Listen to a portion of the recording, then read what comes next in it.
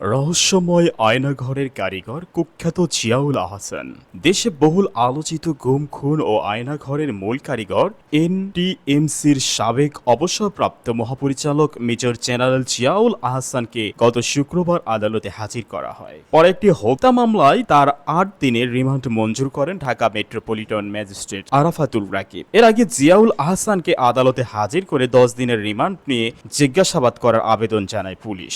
অন্যদিকে তার আইনজীবী রিমান্ড বাতিল চেয়ে আবেদন করলে উভয় পক্ষের শুনানি শেষে আদালত জিয়াউল আহসানকে ৮ দিনের রিমান্ড দিয়ে জিজ্ঞাসাবাদ করার অনুমতি প্রদান করা হয়। অবশ্য আদালত থেকে রাতে তাকে ডিবির কার্যালয়ে নিয়ে যাওয়া হয়। পুলিশ সূত্রে জানা যায়, গত ১৬ জুলাই ২০২৪ বৈষম্য বিরোধী ছাত্র আন্দোলন চলাকালে পুলিশের গুলিতে শাহাদাত বরণ করেন ৬ জন ছাত্র জনতা। এই ব্যাপারে নিউ মার্কেট থানায় সন্দেহভাজন অজ্ঞাতনামা বেশ কিছু সংখ্যক লোকের নাম দিয়ে একটি মামলা দায়ের করা হয়। ওই মামলায় পুলিশ মেজর জেনারেল অবসরপ্রাপ্ত জিয়াউল আহসানের সম্পৃক্ততার অভিযোগ পাওয়া যায়, যার পরিপ্রেক্ষিতে সেনা হেফাজতে থাকা মেজর জেনারেল অবসরপ্রাপ্ত জিয়াউল আহসানকে যথাযথ আইনি প্রক্রিয়া অনুসরণ করে সেনাবাহিনী পুলিশের কাছে হস্তান্তর করে। আইন শৃঙ্খলা বাহিনীর কর্মকর্তারা বলছেন, সরকারের ভিন্ন মতাবলম্বী দমনের সব ধরনের পন্থা ব্যবহার করতেন জিয়াউল আহসান। আয়নাঘরের মূল কারিগরও ধরা হয় তাকে। সরকারের বিরোধীদের ধরে এনে এখানে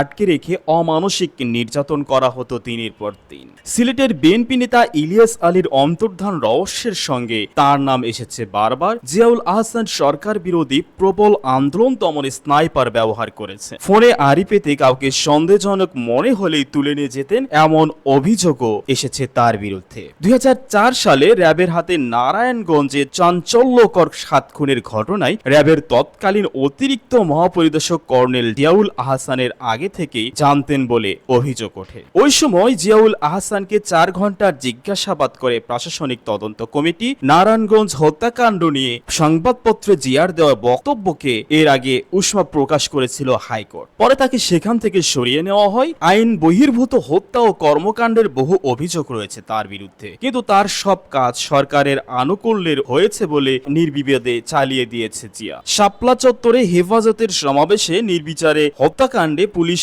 র্যাবের অভিযানে জিয়াউল র্যাবের নেতৃত্ব দিয়েছিলেন। সেখানে শত শত হেফাজত কর্মীকে হত্যার অভিযোগ রয়েছে।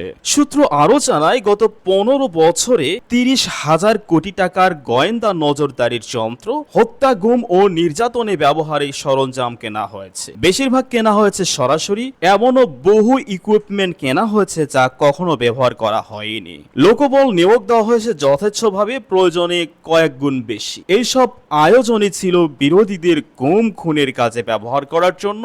বাংলাদেশে গুম খুনের আসল কারিগর যে শুধু তা না, ফোন ট্র্যাপিং এর নামে মানুষের প্রাইভেসি ধ্বংস করেছেন তিনি, এবং প্রাউডলি সেই সব রেকর্ডিং এই পারভার্ট লোকটা মিডিয়াতে সরবরাহ করত এবং আমাদের স্পাইলেস মিডিয়া সেগুলো প্রচারও করত। সুপ্রিয় দর্শক, আপনারা কি কোথা থেকে দেখছেন আমাদেরকে কমেন্ট করে জানিয়ে দিন। আমরা পরবর্তী ভিডিওতে আপনার নাম ঠিকানা জানিয়ে দিব। এতক্ষণ আমাদের সাথে থাকার জন্য আন্তরিকভাবে ধন্যবাদ।